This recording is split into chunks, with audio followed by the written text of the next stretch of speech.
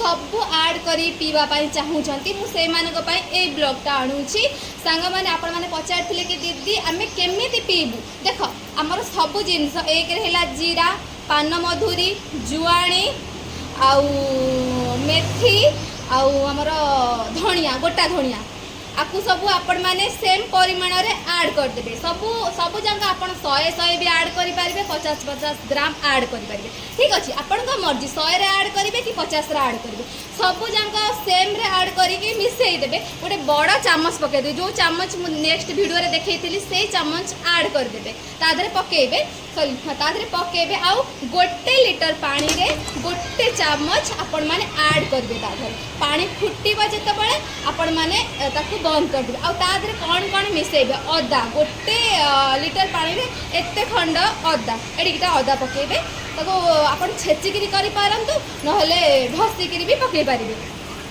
आ तादरे पड़िबो कोन लवंग काठ मसला बहुत जन अच्छा पचारि कि दीदी काठ मसला कौन जोटा कि डालचीन आमर कहती सेटा है लवंग डालचीन गुजराती मरीच पचारि दीदी मरीच कौन कंचा लंका नाई नाई जो गोल मरीच जोटा कि आम पणा कि पिठारे पकई था कला कला थाए सेटा तो आपण मैंने ताकू करें आउ बहुत जन पचार कि दीदी तेजपत्र स्वाद अनुसार मुझे पकई आपण मानकर मर्जी आपण मैंने पकातु न पकातु तो सांग मैंने आपण मानक पूरा कहीदेली आउ केते गोटे लीटर पानी रे केतेटा मरीच केतेटा गुजराती भी मत पचरा जाइए तो सांग मैंने गोटे लीटर पानी रे 3टा मरीच 3टा गुजराती सॉरी 2टा गुजराती 3टा लवंग पकई पारिबे ठीक अछि गोटे लीटर पानी रे एई सब पकई पारिबे जेतेबेले आपण मानकर गोटे लीटर पानी कंप्लीट हे जो पी नेबे गोटे लीटर पानी मो हिसाब रे मु जेतेबेले मोटा थिली दिन को मु 2.5 लीटर पानी पीउथली मतलब एई पानी पीउथली 2.5 लीटर पीउथली आपण मानकर मर्जी किंतु सांग माने आउ गोटे कथा मन रखिबे आपण मानक पानी कंटिन्यू करिवार अछि ए पानी तो दिन को 5 थर कंटिन्यू कर तो मो हिसाब रे जदी आपण माने थरे गोटे लीटर बसेबा अपेक्षा 2 लीटर पानी बसई देबे ता देले जति गोटे लीटर पड़िया कथा गोटे चामच गोटे लीटर रे 2 लीटर रे 2 चामच पकई देबे आउ तादर 3टा पड़ुला आधे 6टा पकई देबे एका कथा ना 2 लीटर पानी आपण माने पूरा सखाळटू नेकिरी सोला पर्यंत आपण माने पी चलिबे आउ टाइमिंग केतेटा बेले पीबार अछि आपण माने को सेटा भी शेयर करछि जो माने सब जांक ऐड करि चाहउछन पिया पाई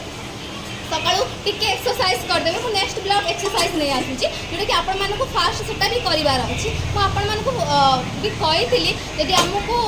काढ़ा 80% लाभ दउची 20% हमको एक्सरसाइज भी लाभ दबो तो सांग माने हमको केमती कोन करिवार अछि केमती पीबार अछि बहुत जनकर क्वेश्चन थिला तो सांग माने फास्ट कौन करेंगे ना आपण माने सकाळे उठिबे टिके एक्सरसाइज करदेबे तापरे सकाळे 6 रे सकाळू फाळे कागज चिपुड़ी करी सकाळे पीबे